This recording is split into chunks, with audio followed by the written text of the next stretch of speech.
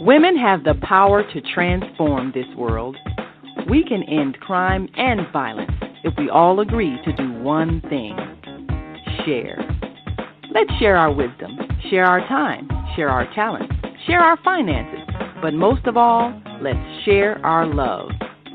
This is the Female Solution. Welcome. I'm Chinta Strausberg, producer of and host of On the Case. And, we have two very special people today, very, very special, and a very important topic. Because, as you know, Nancy Guthrie, the mother of Savannah Guthrie, the NBC Today co-host, has been missing for more than 100 days. But guess what? Mr. Oliver Bacott, who is 84, just like Nancy Guthrie, he's also 84 years old. He's been missing for almost 3 years, allegedly taken by a social worker at a South Holland nursing home. And the woman had the nerve, her name was Brenda Bell, she had the nerve to call his daughter and ask and demand $4,900 to take care of her father. Like, she took him without permission of the family. Well, I have two guests on the line. Pam Childs is a retired detective with the Chicago Police Department, and also Pablo Foster. He is a very good detective. Welcome to On the Case, both of you. Oh, I don't hear. Okay, I don't hear Pam. Okay, so Can you hear me now? I can hear you now. Welcome Thank to you for having me on your show. And what about Pablo? Pablo Foster, you there? All right, we're working on that. So this is a very strange case. I mean, who ever heard of someone kidnapping a father or kidnapping the mother of Nancy Guthrie? And what's going on here? And why has it taken so long to catch Brenda Bell? Pam, Well, yes, I can comment on that. Oliver Bacott was taken in 2023, in December of 2023, from the Prairie Oasis nursing home, where he had been diagnosed with dementia. And he was transferred there from the I have it right here. He was transferred there from a hospital in Crown Point, Indiana. And they thought that 20 days of memory care would help him. And his daughter, they did get in touch with his daughter, and his daughter knew exactly where he was, and she visited him there. And there was a social worker working there at the time. Her name is Brenda Bell, and this is well known. It's in all of the records that this woman was working there, and Mr. Bacott, when he was admitted into the nursing home, she had contact with him. Now, and to give a little background on Mr. Bacott is retired from Cook County. He worked in the radiology department at Providence Hospital, and he retired from there. He lived in a condominium in Calumet City, and he had no financial debt. He lived a good life. But, when dementia hits, just like, and my father developed dementia as well, so I do have a little knowledge about the disease, and Mr. Bacott was in denial, just as my father was. So whatever relationship that this woman, Miss Bell, built with Mr. Bacott, she convinced him that she could take him to some place other than being in a nursing home. I think she kind of embedded some kind of way in his mind that the nursing home was bad and that his daughter was bad for putting him there. But his daughter, whose name is Unice Bacott, did not put Mr. Bacott there. The hospital in Crown Point, Indiana, they diagnosed him. They had him there as a patient, and they sent him to this place for Well, 20 days. is that 20 legal? Is that legal, Pam? Well, I'm not necessarily, I'm not a lawyer. I'm not necessarily sure if that is a legal practice that this hospital did, but I guess eventually when they contacted Unice, this is the information that they gave her. And he was supposed to stay for They 23 referred days. him to the hospital for 20 days memory care. Okay. And so the first 20 days that he was there at the hospital, Unice was advised that she would have to take him, she would have to find, if she couldn't, I guess if she couldn't take care of him on her own in her home, she would have to find a long-term care facility or some type of living conditions for him where he would have medical care or medical people around him. And so she did go on the search to do that. And so after the 20 days were expired, Unice actually picked her father up and she took her father home. Mhm. And once she got him home, he had one of the he had a memory block where he didn't know who she was. And he became panicked, and she got frightened and she began to cry. And then he kind of came back to himself and he asked her why she was crying. And so once they solved all of that, she called the nursing home administrators to say, well, this just happened. Dad didn't know me. Dad became panicked. And what do I do? So the suggestion was for her to bring him back to the nursing home for an additional 20 days of memory care. And she followed those directions under the guide of the nursing home administrators or whatever doctor that was in charge of Mr. Bacott. And so it was during that time span that Mr. Bacott was there. I guess this woman, Brenda Bell, got closer to Mr. Bacott. And she, of course, they have like all of your information. Anytime you go into a nursing home facility, they get all of your information. They know everything about you. So this lady, Brenda Bell, that was working there, convinced Mr. Bacott that she could take care of him. And she actually sent the daughter an email. She sent the daughter an email. No, a text message, I'm sorry, on August 15th of 2024. Now, this is after she has taken Mr. Bacott. Mr. Bacott was taken in December of 2023. Right.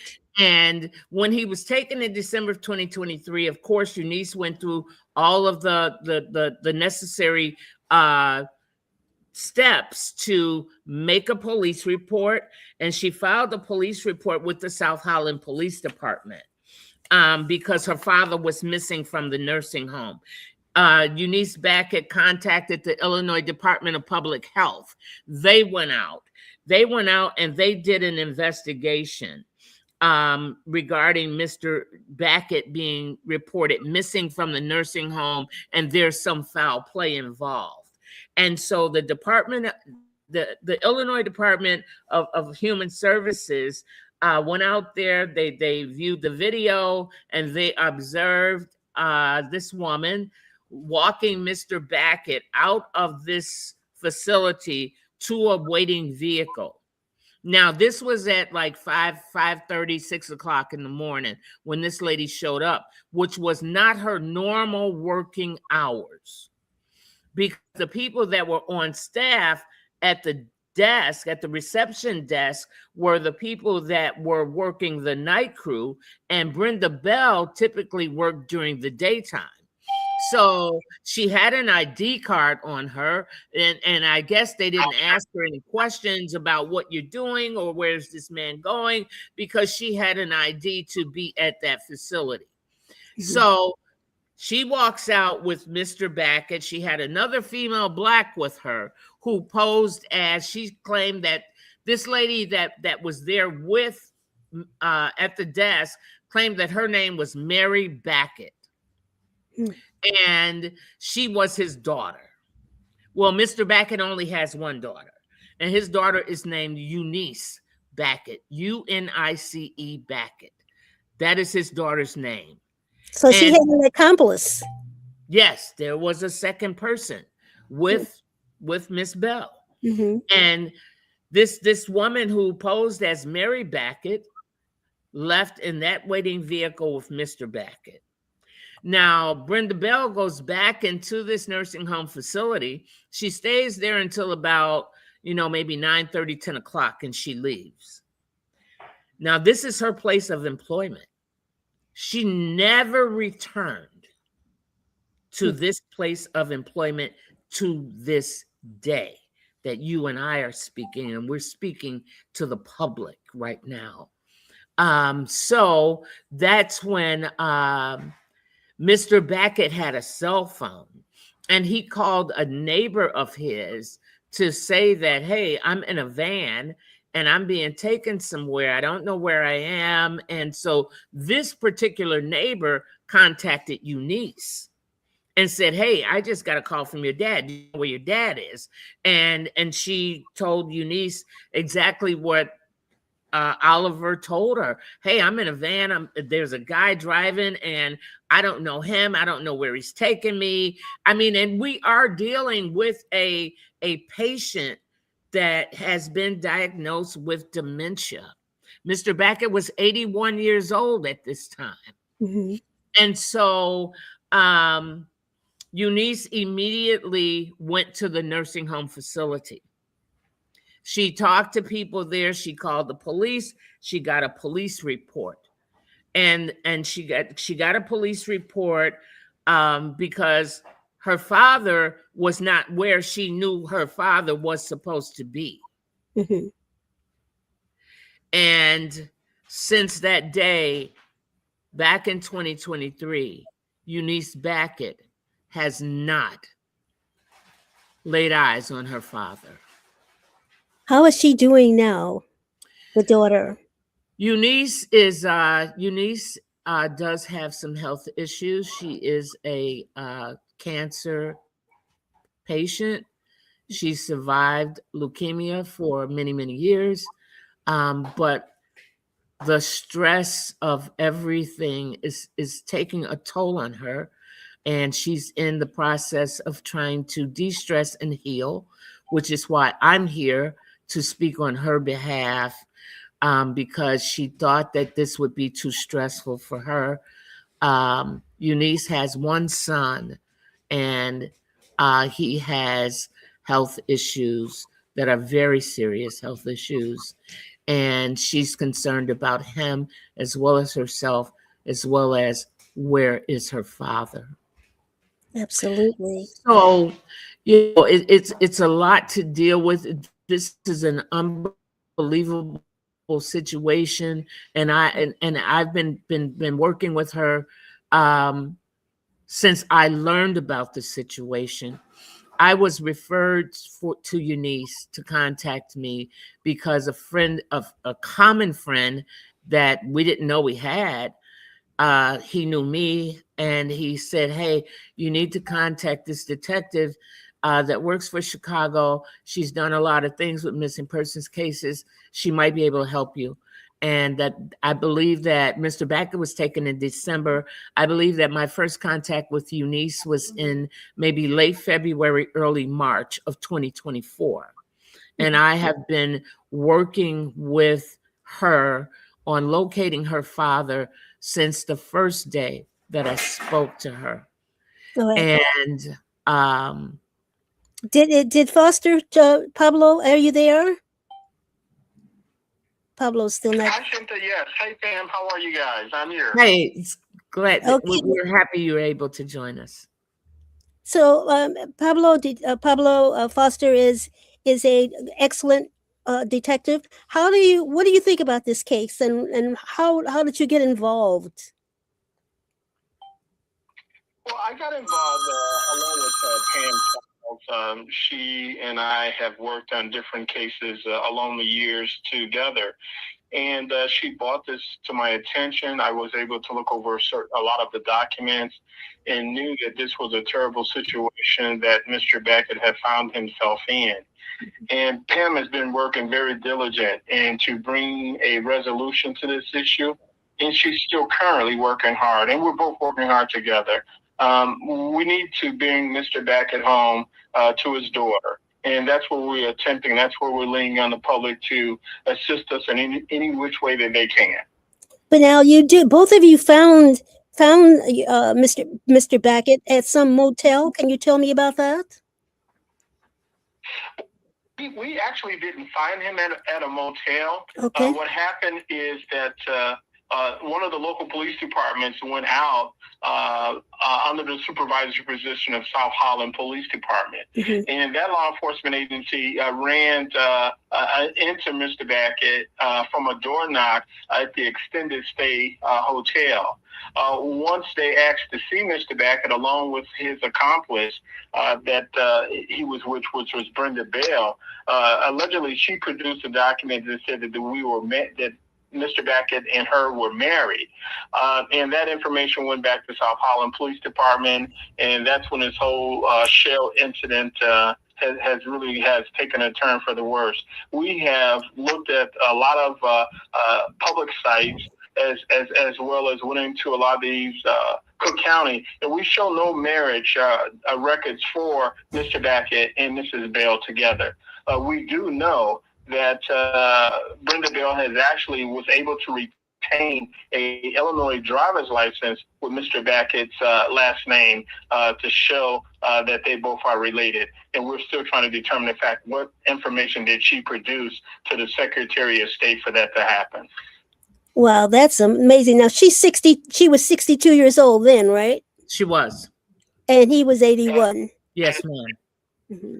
And so let me just clear up one thing. The lady that took Mr. Bacott was an employee at this nursing home, and Unice had tried on a number of occasions to speak with the administrators at the Prairie Oasis nursing home, and they refused to take her phone calls. They refused to have a meeting with her to discuss this situation because they knew that they were at fault.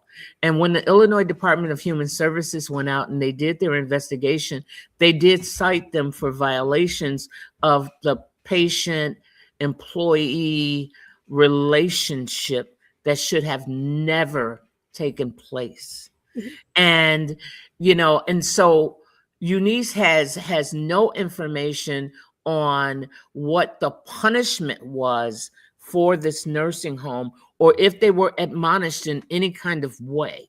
She has no information on anything because she was never able to have a sit-down conversation with this nursing home staff and administration. Now, the other thing that kind of threw Unice Bacott for a loop was the South Holland Police Department. Hold that thought. We got to take a break. Yes, ma'am. We'll be back with more of On the Case right after this.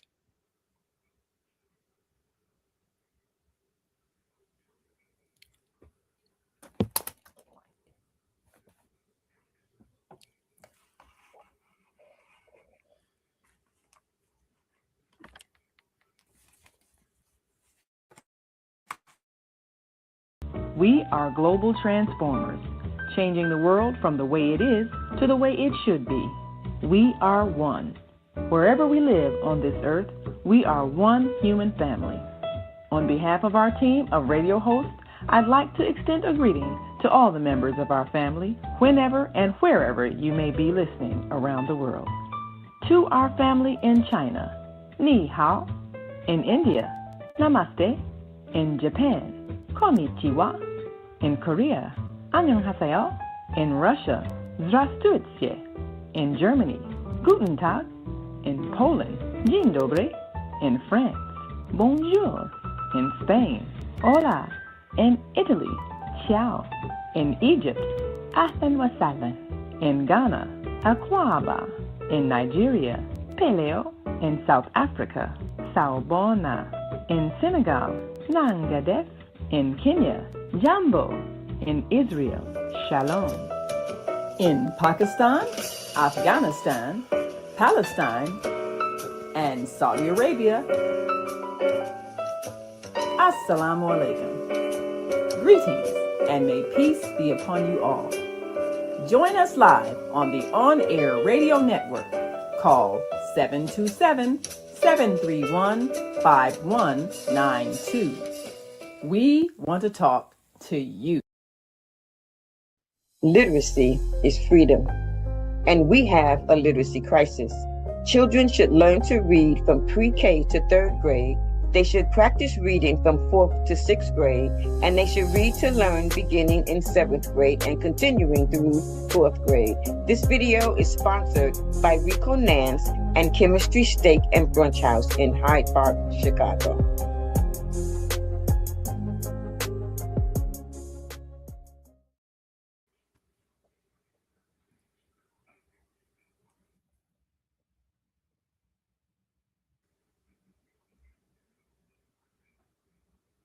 Okay, we're back. I'm Chinta Strausberg, producer and host of On the Case, and my guests are Pamela Childs, retired detective with the Chicago Police Department, and Pablo Foster, one heck of a detective, and they are on the hunt. They've been on the hunt and the search for Mr. Oliver Bacott, and he was 81 at the time when he was taken by a social worker at the what was the name of the nursing home? It was in South Holland. Prairie Oasis. Prairie Oasis. Yes, and Brenda Bell took him without permission. So where do we go from now? What's next? Well, we've done a lot. We've Unice filed the police report with the South Holland Police Department, as Foster was explaining, that the police report was filed and the detective that was assigned to the case made contact with Miss Bell and discovered that she was at the extended stay motel in Burbank. And so that detective had the Burbank Police Department go over to that motel where they made contact with Brenda Bell, and she had with her Mr. Bacott. But what she did was she showed the Burbank Police Department some paper that stated that it was a marriage certificate. And she stated that we are married. And they accepted that. They didn't, I mean, we have no knowledge if they took a photo of the document, if they, examined the document for authenticity. We have no information on that at all. All we have is that this document was presented. They spoke to Mr. Bacott, and Mr. Bacott said, they asked him if he was okay, and Mr. Bacott said, I'm okay. Now, with my experience, my extended experience with dementia and Alzheimer's, which my father passed away with, and my best friend's mother that I've cared for has, you can ask a dementia patient all day, are you okay? Do you need anything? And they will say, yeah, I'm okay. Oh, I'm okay. That is just what they know to say. But this was acceptable for this detective. And when he contacted Unice, and he told Unice that, well, your father is married to Brenda Bell, and he says that he's okay, so this case is closed. With no proof. He never once had this lady, Brenda Bell, come into his office to sit with him, or Mr. Bacott sit in his presence. So how do you feel about Miss Bell, Brenda Bell, asking his daughter to pay her $4,900 to take care of her own father? I believe that I don't know Miss Bell, but I believe that this is a scam on the elderly. And this can happen again. I feel like this is not her first time. She's experienced.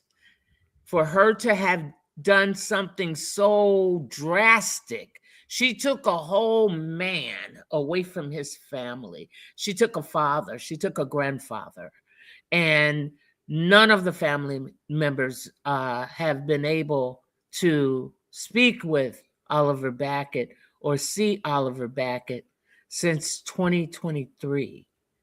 And this is devastating to Unice. Unice has one brother. He lives in California. Yes. We've been in contact with her brother, and her brother is a distance away from us, but he is supportive for what we're doing to try to locate his father and his sister's father.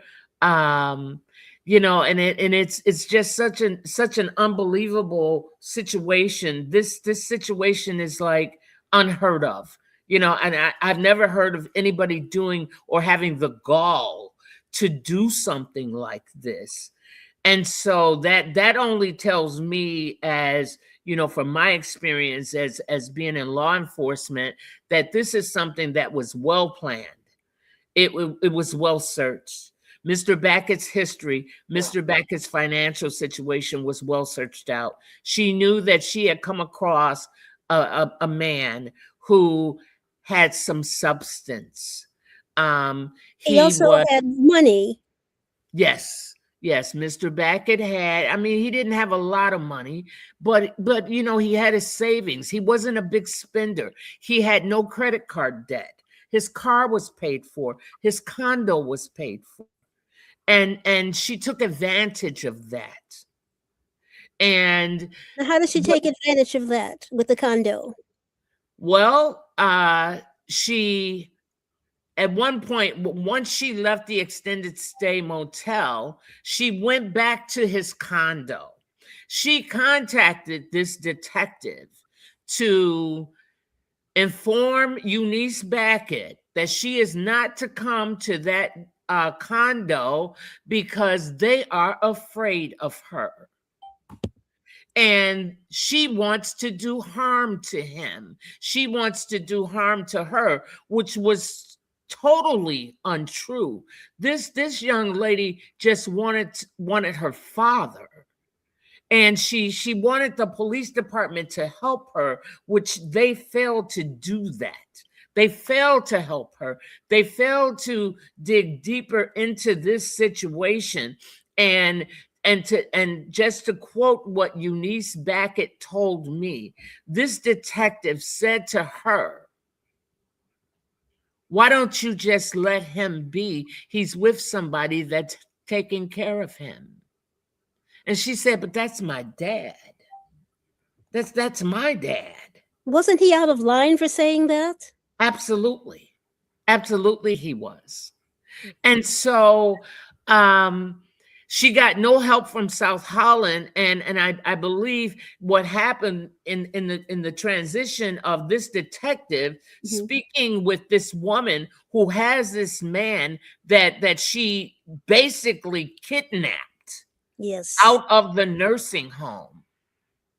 This is a kidnapping, and he's more behind her than he was on the side of the family that wants some answers as to why does this lady have my dad? Why was my dad ever taken from the nursing home?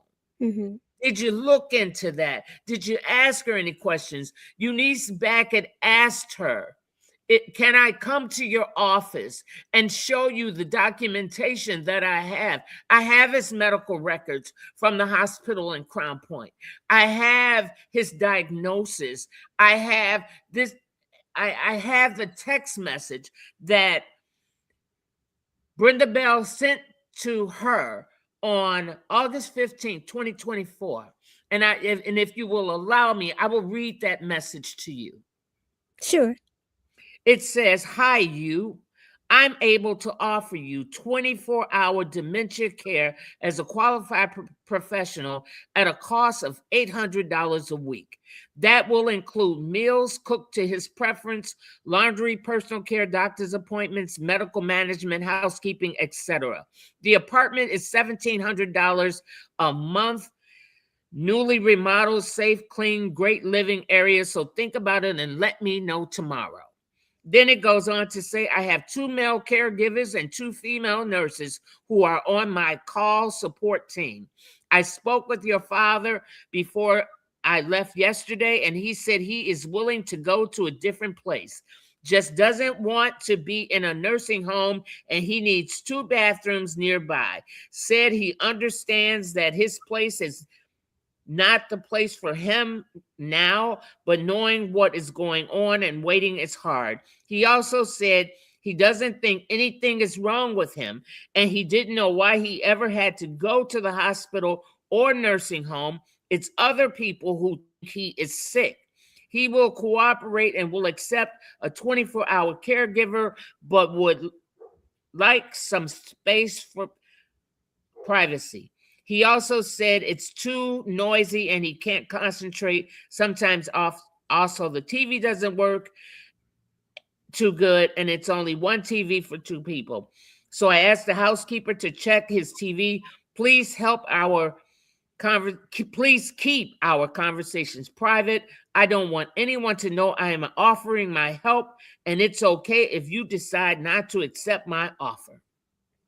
That is the text message that this Brenda Bell sent to Unice Bacott. That's pretty bold. Pablo Foster, why haven't you reached out to the FBI? Well, that's a good thing that you bring that up, Cynthia. Unfortunately, we did reach out to the FBI. What happens with this chain of command, the way these agencies work, is that they go to the original agency who has the case, and it's evident that the detective who was handling this case out of South Holland has told the FBI, this is the position that Mr. Bacott in, we're the lead agency, and at this time that we're not going to follow through. And so once South Holland put up the block for the FBI to continue an investigation and left it to the FBI is that things are being handled well by South Holland, at that time they decided to move on to other cases that they may have. But I want to talk to Pam. Pam, can you go into details how Brenda Bell actually blocked Mr. Bacott from leaving the nursing home to go to another nursing home for care, and she ended up blocking that to keep control of Mr. Bacott? Yes. So Unice Bacott was contacted by not by Miss Bell, but by the administrator of the nursing home. They explained to Unice that, your dad probably should go to an extended care living facility, and we can't handle him here because of his dementia situation. So Unice has started working on locating a facility for Mr. Bacott to be she was going to transfer him herself to another facility. She found a place for him to go, and she notified the nursing home that she was going to come to pick up her dad to take him to an extended care place where he could stay indefinitely. He had the medical insurance. He had, he had the means to be cared for at this place. And the place contacted, and I don't remember right now the name of the facility, but they contacted this nursing home, and I believe the person that they spoke to had to have been Brenda Bell, who blocked him from going to that facility. Because Unice called me and she said, I had a place for my dad, but now they're saying that they don't want to accept my dad. But nonetheless, Unice Bacott showed up at that nursing home a day late. Unice went to that nursing home, I believe it was December 21st, to pick up her father. And the day before that is the day that Mr. Bacott was taken. And I could be off a day or two here in my thoughts. I don't have my notes in front of me. I could be off a day or two here. But the day that Unice Bacott was to come to get her dad, she had contacted the nursing home facility to let them know that she would be there on the following day to pick up her father. And on that following day is the day that her father was kidnapped. What about video? Wasn't there video of that?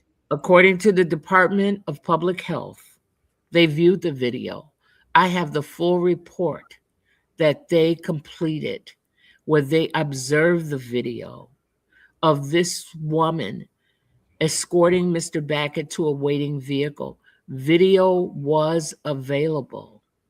Now, I don't know if that video was preserved.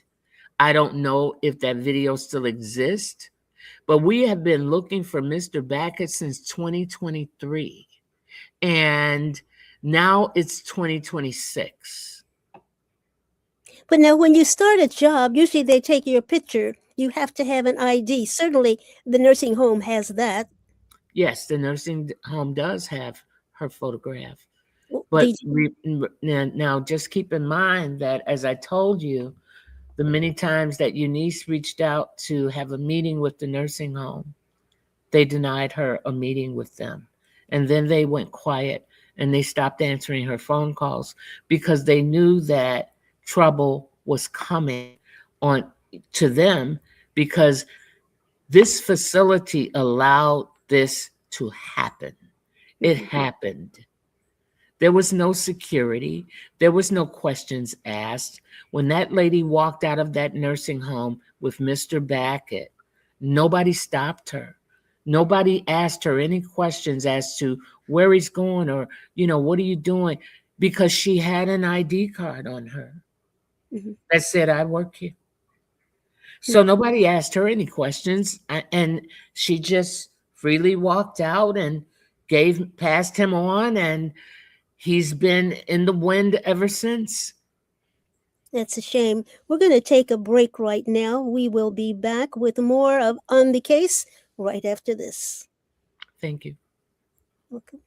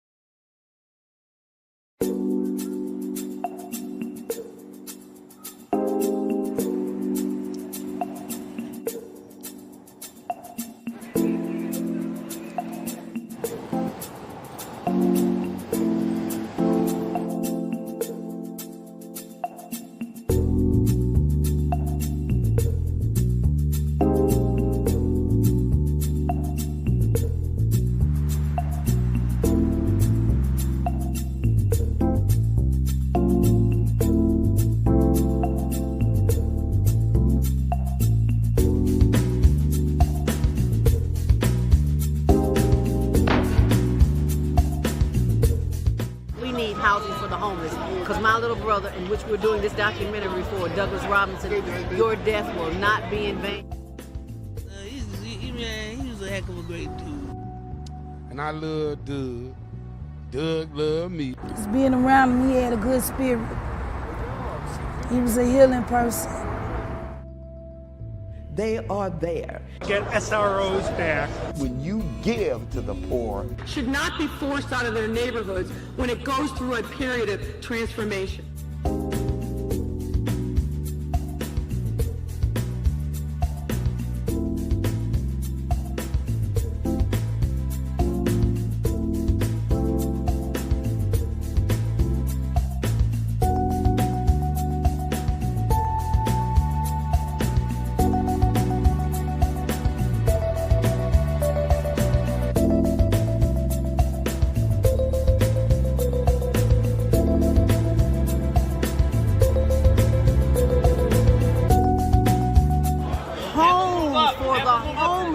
Because there are too many people who are losing their homes to taxes because they can't pay a $1,000 tax bill.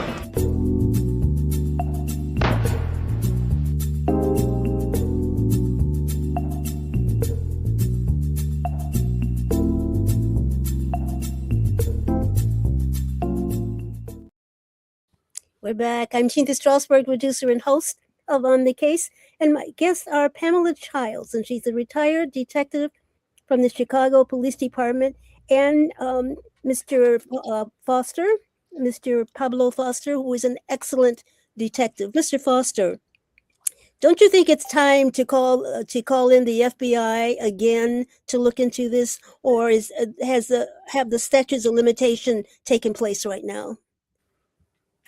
Well, the statute of limitation hasn't exhausted itself as of today's date. We'll be willing to call in the FBI to take another fine-tooth look at this case, but it's going to take more than just the FBI. I think the only way that we're going to be able to get Mrs. Bell in front of either a judge or a court, that she has to be charged with something. And right now, at this point, South Holland Police Department has pretty much washed their hands with this case. And so the FBI would have to go back out to them, and they would have to be able to talk to this detective. And unfortunately, it just may be the same old revolving door. Okay. And so now I have a question here. Most people who have dementia believe they don't have a problem. What can law enforcement officers do if a person with dementia refuses help? Well, I believe that law enforcement, they have to take the necessary steps if they believe in what they are investigating, to ensure that this person is in a good place. And I don't know what additional information that the South Holland Police Department transferred to the Bedford Park Police Department that went to that location and actually had contact with Mr. Bacott. I don't know how much information they had. Were they told to just go locate him to see if he's okay?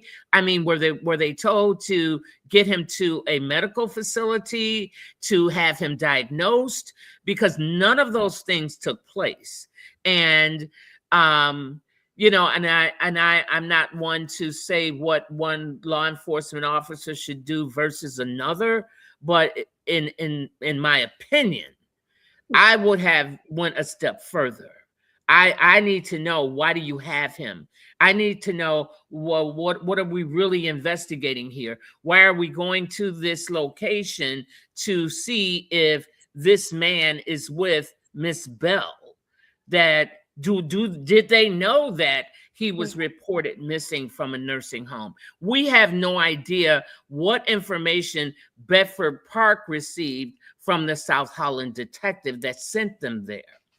And actually, and in my opinion, I believe that the South Holland detective should have been willing to sit down with Mr. Backott's daughter, Unice Bacott, to look over all of the documentation that she possessed that is in reference to her father's medical condition, her father being placed in the nursing home in South Holland. And when you deal with dementia, we know that dementia patients in the early stages, they can go in and out. They can be a little lucid one day and a little off here, a little off there, things that they want to overlook. But then they can go into full-blown dementia where they really have no concept of what's happening except for what they are being told to say. And Mr. Bacott seems to me, in my opinion, was told to say, if you are asked any questions, you say that you are okay.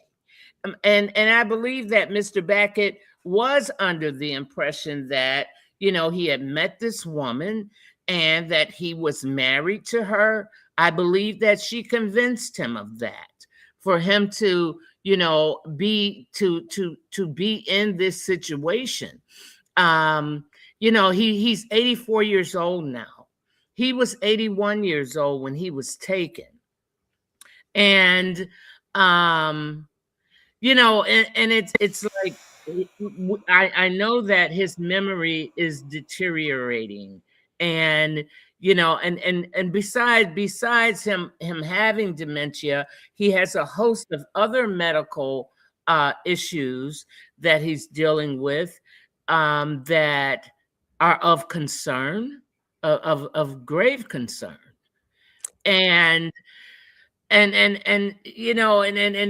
it's just so heartbreaking to be like, I'm sitting with his daughter and I'm talking to her and she's crying and she's breaking down and she's telling me all of these things that's worrying her about her father. And and she's wondering, well, is he getting medicine for his heart condition? Is he getting medication for his diabetes? Is he getting medication for the dementia? She has no idea, because she does not know where her father is.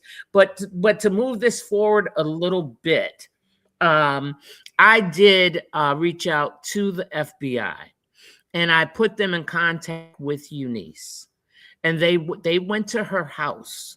The FBI spoke with Unice, and they explained to her that as long as Mr. Bacott is saying that he's okay and that he's being taken care of, that there was nothing that they could do. The FBI didn't really get into the fact of the kidnapping. They didn't get into that. They didn't, and I don't really know why not. They didn't focus more on the kidnapping.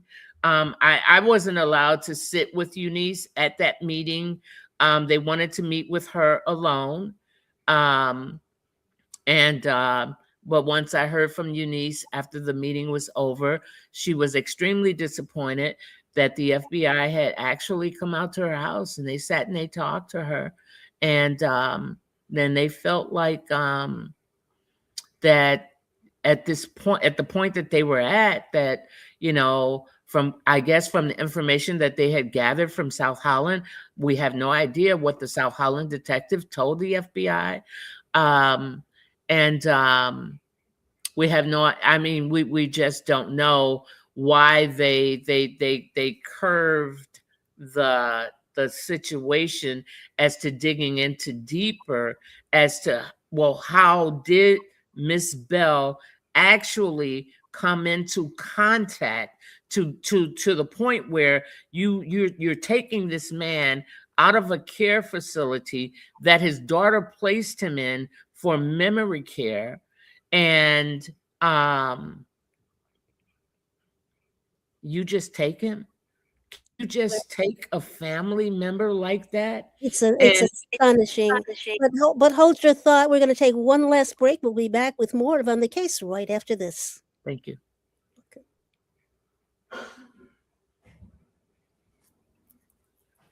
The earth is in the process of transformation. A separation, such as when a cell divides. Half will remain in the third dimension, the old earth, where there is conflict and violence. The other half will ascend to the fifth dimension, the new earth, where no negativity can exist. All across the world, there are internet content creators that are sharing new information to raise your consciousness and prepare you to ascend to the new earth. Join me, Naima Latif, every Wednesday morning, 7 a.m. to 8 a.m. Central Time, and we will introduce to you these voices of enlightenment. Great day. It's your girl Asada here to introduce a new female solution show called Asada Says. That's right. Every month we're going to talk about everything I am, from cryptocurrency and financial security to good health and parenting strategies. Come on and talk with me every Tuesday morning from 7 a.m. to 8 a.m. And let's do that thing the way Asada says it should be done. See you then. Peace, right here on the Female Solution. All right, we're back. I'm Chinta Strausberg, producer and host of On the Case, and my guests are Pamela Childs, and she's a retired police detective for the Chicago Police Department, and Pablo Foster, one heck of a detective. Now, Mr. Foster, why can't you subpoena that nursing home and get a copy of Miss Brenda Bell's picture so we can plaster her picture all over the place? Is that possible? That's possible, but unfortunately, when you have these employers that have these privacy policies that are put in effect, and right now we have reached out for several attorneys to see if they would be willing to represent Unice in this matter. But unfortunately, these attorneys are more like there's no death involved, there's no money for any parties to collect. Then what we're going to do is stand down until that happens. But I want the public to know that once Mr. Bacott family checked him into that place, Mrs. Bell had exclusive rights to all his medical history, financial history, and any other data that has to deal with Mr. Bacott. She took that information, she saw good fruit in it, and she used it illegally to take possession of him and to retain all his funds and each and everything that he owns. And she has a driver's license with his last name in. They're not married. I don't get that at all. How could that be? How could that happen? I don't get that at all. Yeah. That stunned me when I did the research and realized that she was able to obtain a state ID. She did try to get a driver's license based on what my sources said, but she could not pass the necessary vision, so she was denied the license. But they went on ahead and issued her an Illinois state ID. And the issue is, what information did Brenda Bell produce to the Secretary of State for them to go ahead and execute this ID for her? It opened up more windows for her to do whatever she needs to do. And when did she do this? What year was it? Well, it's my understanding this happened about a year and a half ago when she was able to get that Illinois state ID. And what about his checks? Have you tried to stop those checks from coming? His pension checks? Yes, ma'am. We sent a letter. Wait, Mr. Foster's talking. I'm sorry. Pablo? Yeah, go ahead, Pam. You can answer that. Okay. Unice, I helped her write a letter to the Cook County Pension Board explaining everything that has happened with her dad. And she had to submit his medical history, his medical diagnosis from the hospital in Crown Point, Indiana. She submitted a copy of the police reports that have been made. And and in the letter described that her father had been taken from this nursing home facility and that he was being financially exploited. Unice was keeping up with her father's credit history, okay? And in his history, this is a man that before he ever entered this nursing home facility, he had no bad debt. He had no credit debt. Everything he had was paid for. He was living a great life. And once Unice was getting the feedback from the credit reporting agencies of debt with Citibank, debt with Kohl's department store, debt with various other facilities, that this lady was financially exploiting Mr. Bacott. And one of the things through one of my sources, and as well as Investigator Foster's sources, we discovered that Brenda Bell had rented an apartment in Justice, Illinois. And this apartment was in Oliver Backott's name. There was a judgment that had been filed against him because of non-payment of rent. So we got the court date, and I personally went to that court date because Unice, health-wise, wasn't able to go. And I went to that court. I appeared in court on behalf of her. And I spoke to the judge when they called his name, because there's a $12,000 judgment against Mr. Bacott for an apartment that was rented in Justice, Illinois. And the judge listened to what I had to say, and I explained that Mr. Bacott was taken from a nursing home facility by this woman. And that is where this debt is coming from. They were evicted from that apartment complex in Justice. So that led me to the Justice Police Department with Unice Bacott. And at the Justice Police Department, we obtained a police report of financial exploitation of the elderly. And so we got the police report. I went over to the apartment complex. They gave me a copy of the lease.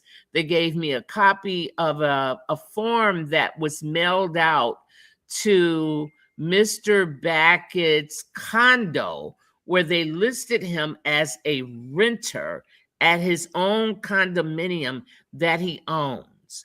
I have that document in my possession. Mm-hmm. And that document, yes, go ahead. I'm sorry. We are out of time, but I am very grateful for you to be on the case. And I do hope somehow you can get a picture of Brenda Bell from that nursing home, because it'll be easier to find her if people know what she looks like. So yes. I'm hoping that you can do that. And thank you so much for being on the case, Pamela Childs, Pablo Foster. Thank you so much. And I hope and pray that you find Mr. Oliver Bacott. Thank you for having us today. And we hope that you will have us back so that we can do a follow-up as to other things that have happened in the search for Oliver Bacott. That'll be part 2. Thank you so much. See you next Friday. Thank you so much. You're welcome. We've come to the end of our show today. If you missed any broadcasts, go to our website for the audio and video archives at www.thefemalesolution.com. On behalf of our team of radio hosts, I'd like to thank all of you who participated in today's discussions. And to our global family joining us from all around the world, we say thank you. To our family in China, xie xie. India, dhanyavad. Japan, arigato. Korea, kamsamnida. Russia, spasiba. Germany, danke. Poland, dziękuję. France, merci. Spain, gracias. Italy, grazie. Egypt, shukran. Ghana, madasi. Nigeria, eshe. South Africa, ngiyabonga. Senegal, jareh. Kenya, asante. Israel, toda. Pakistan, shukriya. Afghanistan, tashakur. Saudi Arabia and Palestine, shukran. Assalamu alaikum wa rahmatullahi wa barakatuhu. Thank you, and may peace be upon you and the mercy of God and God's blessings.